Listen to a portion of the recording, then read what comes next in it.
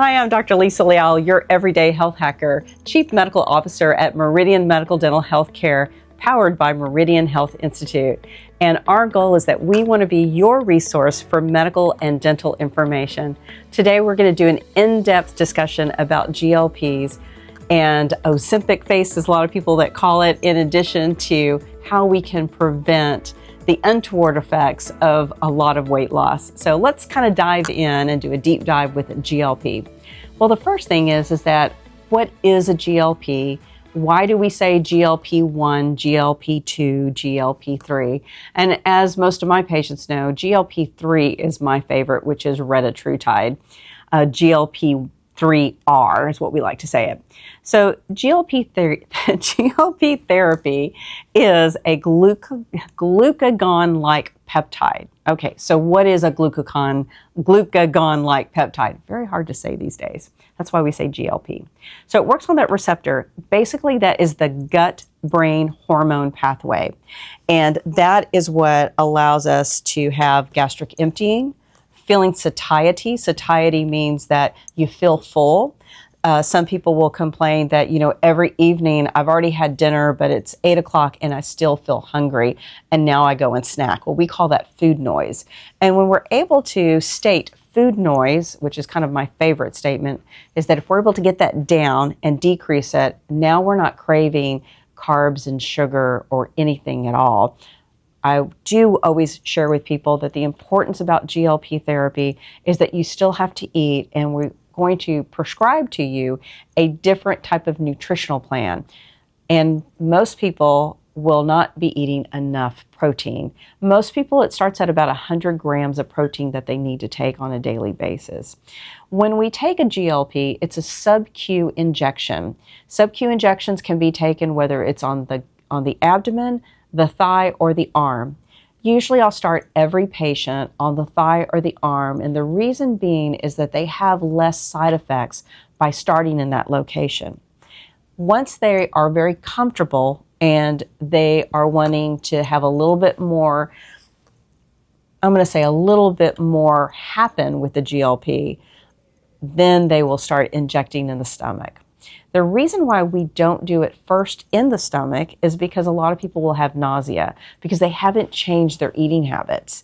So by doing that, they can slowly start changing their eating habits. They're going to have the nutritional background that we're teaching them on how to do that. A lot of people like to skip breakfast, and I'm like, that is the most important meal, at least in my theory, I think that it is. A lot of women, I tell them, don't skip breakfast, skip dinner instead, because we find by studies that there's actually a better decrease in weight loss. Many patients will say, I'm doing intermittent fasting, but I want to know, what is intermittent fasting to you? Because a lot of patients will say, oh yeah, I just skip breakfast every day. That is not intermittent fasting. Intermittent fasting is truly intermittent, and the definition of intermittent means every now and then. So I'll say pick 2 days, skip dinner or skip breakfast, whichever one. I always prefer for people to skip dinner and fast through the next day of breakfast and have a good healthy protein breakfast the next day. And I always say that egg whites, turkey bacon, avocados, those are all wonderful things to have. There's also sugar-free syrups that people can do, the little protein pancakes. A lot of them, people will get them from the keto diet. And you'll hear me not talk about the keto diet because I'm really always talking about the anti-inflammatory nutritional plan. Anti-inflammatory nutritional plan is super easy. 5 things that we need to think about. The first is no alcohol. Second, no tobacco products, no vaping, anything like that. The third and the fourth go together, which is sugar and carbs. I put those together because I count those as grams, and I try to get people to get down to 25 grams. Did you know that most Americans average over 200 grams of carbs in a day? That is significant. So if you think about just a can of Dr. Pepper, that is 40 grams alone. And if you're at 25 grams each day, wow, that is a change. So just to give you an idea of what 25 grams looks like, is that a half a cup of rice is 27 grams. So that kind of puts that out for the day, doesn't it? Pardon me, that's my husband calling me, wondering where I am. And I'm here podcasting. So let me just put that on silent real quick, and we're just going to keep going, and we're going to talk about what we're going to do with when it comes to eating lunch, dinner, and breakfast. So again, 100 grams, anti-inflammatory, carbs and sugars go down to 25 grams. Of course, there's no alcohol, no tobacco. And the fifth is when it comes to dairy. Now, I do a very minimal to no dairy diet. A lot of my patients need lactate to even have any type of dairy. I'll always say that if you're going to have cheese, we live in the South, so chips and queso are something that is kind of a go-to for comfort food, but you got to think about it. Chips are going to be carbs, so we'll do a lot of what I call Joseph's lavash bread. We'll make our own chips at home. Super simple to do, 375 degrees, set it on bake, cut your chips up any way you want to, set it in the oven for 4 minutes, preheated of course, and then you can add a little olive oil if you want to on it, or some type of salt and pepper, or a lot of people will use like a mixed seasoning, which is a great way to take for chips. Even if I go to restaurants, I'll take my own chips. People know that about me. And white cheese only. So for queso, white cheeses. Why? Because there are no orange cows and I want you to decrease preservatives. When you're taking a GLP, the beautiful part is that you actually don't have the cravings for chips and queso. You don't have the cravings for a large meal. You'll find that probably you and your spouse or you and a loved one will probably share most of your meals, which not only is that better on the pocketbook, that's also better in the fuel because you're going to be able to burn that fuel and it's not going to sit to the side. So going back to GLPs and what it does, and I'm just going to kind of read off my notes to remind everybody and myself, it's going to reduce your appetite and cravings. It's going to slow gastric emptying. So if you're not eating good foods and you went for a fast food restaurant, when people get nauseous on a GLP, it's because they probably had a hamburger that they shouldn't have had, and it may have only cost $1.50, and it's sitting in their stomach because the GLP is going to slow the gastric process, so it's going to sit in your stomach so that you feel full. If you're eating correctly, you're burning as you're eating, and that's what we want to do. It's also going to improve insulin sensitivity. That's why GLPs were first done for type 2 diabetics. And type 2 diabetics, the important part of that is that a lot of people become type 2 diabetics because they're not eating well. And so having weight loss, you know what, sometimes it reverses that whole process and that disease. And it's beautiful to be able to say that when a person has had a hemoglobin A1C of a 7 and a glucose count over 120, is that we're able to follow that. And once we get that down under a 6 and down to a 5.5, and they maintain it, we can now safely say that they're no longer a diabetic type 2.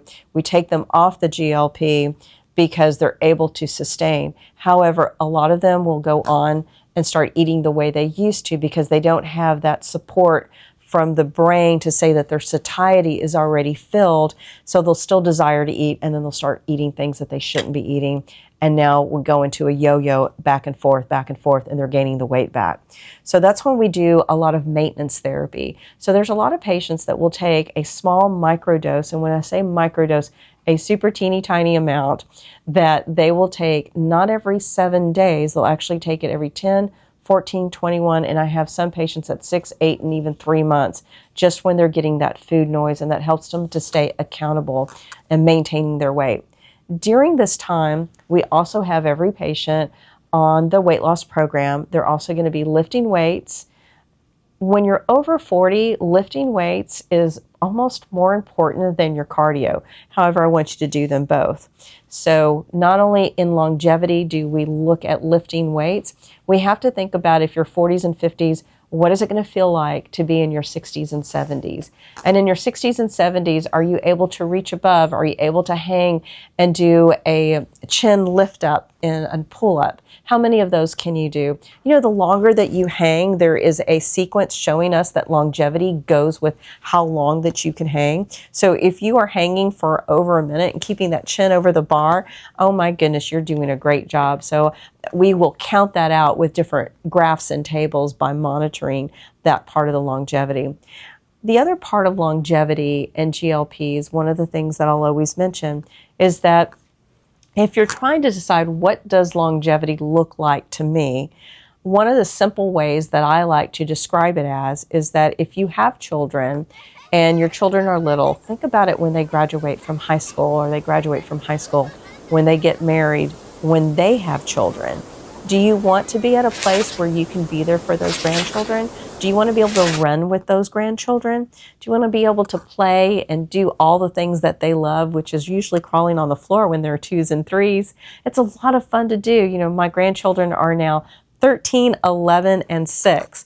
And it's been so fun to watch them grow. And of course, the 13-year-old can almost, I'm going to say almost beat me. He probably can beat me.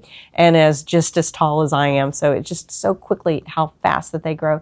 And I want to be there for when he graduates from high school and college. And maybe I'll also be here one day when he gets married. So that's what I look at as longevity. And the reason that I want to work out, just like I share with my patients and encourage them to work out, is that not only do we do it because we truly are a temple, we are given this body and we're only given one.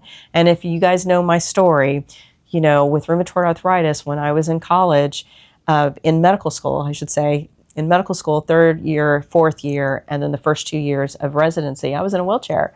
You know, I wasn't able to walk. Rheumatoid arthritis really just kind of destroyed my liver and my kidneys, and also my ability and mobility. And mobility is life. So working with GLPs, you're able to move around. People who have back pain and are losing a significant amount of weight, it is amazing what they're able to do and to move around, and that's better for their knees, their ankles, and their back. So the types of GLPs that are out there, you know, one of the first ones that was out there was Saxenda, and that's liraglutide. Oh my goodness, that one had a lot of side effects. So most patients couldn't take it because there was so much nausea. And then it came more common, people would hear about Ozempic and Wegovy, that's semaglutide. Still has nausea. Not everybody will suffer from nausea if they're eating correctly, and that's with the high protein meals, usually averaging 100, 120, 130, depends on how tall and what your weight is, and the weight that you want to lose that will decide on what that is together. So if you're having questions about where you want to be and how much weight you should be based on your height, you can actually go to the website Everyday Health Hacker, go to the Learning Lab, and we have some areas that will help determine where your calories are supposed to be and also how much weight you should lose for what your height is. So those are just kind of some fun little tasks to do, and that's called everydayhealthhacker.com. It's also linked to Meridian Medical Dental Healthcare.com as well as meridianmedicaldental.com. So lots of websites to give you information. So one of the things that it came out the most recent is tirzepatide. Retatrutide is on its way, and tirzepatide is Zepbound and Mounjaro. And that has had less side effects than the others, just in my clinical experience. Again, that's my opinion because I have had patients that have had side effects with tirzepatide and did better with the semaglutide. So everybody's different. A lot of people know that my favorite is retatrutide. Retatrutide has been a game changer because it also has a receptor that's working on the ability to burn fat. And in burning fat, that's going to help not only that you're having the satiety and the desire not to eat, but it's also helping to burn the fat that's already there. So if you're wanting that 6-pack of muscles in your abs, maybe that's going to be the one to consider. The difference and the importance about when you plateau with semaglutide or tirzepatide and you want to switch to retatrutide, you need to take at least a 4-week break. And the reason is that we have to desensitize the receptors in order for receptors of the retatrutide to be able to combine and work together. And I know that's a lot of information, and that's what we're here to help you. So with retatrutide, we do always ask that you take a little break before you start it so that your receptors will be ready to take it and you'll start losing weight. Retatrutide is a little bit slower. The nice part about that is that you're taking a smaller dose, and that smaller dose will last you a very long time in maintaining a decrease. And that average is 2 to 4 pounds a week. I've had one patient just this past month, I've had a patient today that shared in the lowest dose of retatrutide, he actually lost 22 pounds. So, and that's not with him working out yet. So we're working on him and encouraging him. He owns his own business and has been really busy at the end of the year. So we're going to keep encouraging him so that he can get to that weight loss. And it is going to be more than 100 pounds for him. And we're very excited. I can't wait to share when he gets that. Okay, so who's a good candidate for a GLP? Well, if you're overweight, if your BMI is over 27, And you might ask, hey doc, how do I know what my BMI is? Well, you can absolutely go on our website, everydayhealthhacker.com, or any of our other websites, and go to the Learning Lab, and that is going to show you by just putting your current weight and your height. You can probably even Google it and find out what your BMI is now. We like to be under 25. What I always call Miss America is usually about 14 to 17. So just to kind of have an idea of where you're going to be. So the other part is people who have insulin resistance, people who are pre-diabetic but they are not diabetic. Having a GLP is wonderful for them. Patients who are struggling with hunger. You know, as you get older in your 30s, 40s, and 50s, you might be having hormonal changes. And with those hormonal changes, you may not be sleeping. You may have higher stress levels with increased cortisol. And that GLP is not only going to decrease inflammation, it's also going to help you to not feel hungry. So it's a great way to get rid of those. And that's also, you know, we're going to encourage those lifestyle changes every single time. So what are the expected benefits? Well, there are studies that will show for each one of those GLPs, whether it's tirzepatide, Ozempic, Wegovy, how much weight loss that was looked at. When Saxenda first came out, that's the very first GLP, it showed a 4.6% weight loss after so many weeks. Now we look at retatrutide and we look at the dose schedule, and I find that between the dose schedule of 4 to 6 milligrams of losing 22 pounds compared to if you go up to a little bit higher dose of 22 to 24 milligrams, that tells me, you know what, 4 milligrams is a key. Patients do very well, however, at only 2 milligrams a week. So just some ideas out there to kind of give you an idea. And a lot of people will say, you know, doc, I don't know if I can afford this. Think about when you go out to eat, what you spend on eating out. And then I want you to combine that. If you start sharing that meal with a loved one, a good friend, how much money are you going to save in that? And can you put that investment back into you? Because the best investment that you're ever going to have is the investment in you and your health. When you take care of you, you can take care of others. And the mission should always be that person that's in front of you, because we're here to take care of you. All right, so common side effects, because people do want to know about that. Nausea, we talked about that. Nausea can be caused because you're not eating the correct foods. Constipation can also be caused because you're eating carbs, you're eating the wrong foods, and it's sitting in your stomach because it's going to delay the gastric emptying. High protein, that's going to mitigate it easily. It's something that's easy to do. And you know what? You might even be better in the kitchen because of it. A lot of people will have a little fatigue during titration. And when we get the titration perfect, I tell you what, you're going to have more energy than you'd had before in the past. And then there's other peptides that we can also add to it to increase those energy levels. So lots of things to do when it comes to GLP. One of the things that we can do to mitigate those side effects, we talked about different injection sites, starting in your arms or your thighs before you go to the abdomen, eating protein meals first before you get started, hydration and electrolytes. You know, I always talk about using different electrolytes in your water, and also fiber support. You know, adding a little bit of fiber to your smoothies is a great way to prevent constipation. There are people that should not take it, so that's why it's important to go to a doctor and talk about GLPs before you start it. It's why we need to do full lab work before you begin a GLP. We want to know what your health is and your health status is before we get started. People who have had a history of thyroid cancer, you're absolutely not a candidate. People who have had IMIAN or active pancreatitis, you know what, we need to get some serious lab work before GLP will even be considered. So those are important things to know and important things to do. If you're pregnant or breastfeeding, we don't recommend this at all.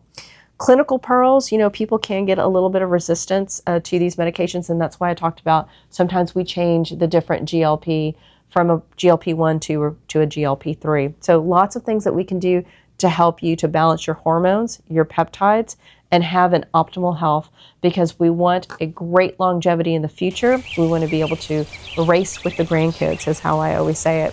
And if you're just getting started with kiddos, you know what? You want to be able to race with them too. Having energy and not wanting to have to take a deep nap at 2 o'clock. But if you can nap when they are, that's always a good thing. So as a quick upside, if you have questions, please comment below. If there are GLPs that have really worked for you, I would love to hear your story. Please type a little bit note in your comments. If you're a little shy, DM us. We're always answering them on all of our social platforms. Most importantly, we hope that you will subscribe, and we look forward to your questions. Don't hesitate to give us a call at 281-265-6565, and have a super blessed week.